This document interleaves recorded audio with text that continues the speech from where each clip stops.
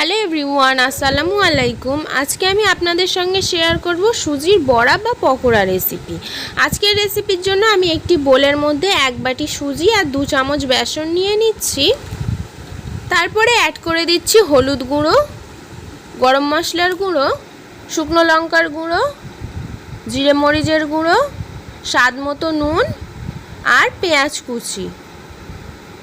সমস্ত কিছু এখন একটি চামচের সাহায্যে ভালোভাবে মিক্স করে নিচ্ছি। সমস্ত উপকরণ সুজির সঙ্গে ভালোভাবে মিক্স করে নেওয়া হয়ে গেলে এখন অল্প অল্প করে জল অ্যাড করে সুজির মিশ্রণটা রেডি করে নিচ্ছি।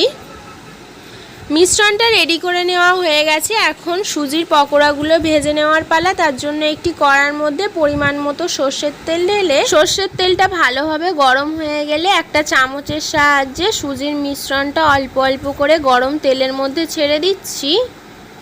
সুজির পকোড়াগুলো এক পাশটা ভেজে নেওয়া হয়ে গেলে অপর পাশটা উল্টিয়ে দিচ্ছি।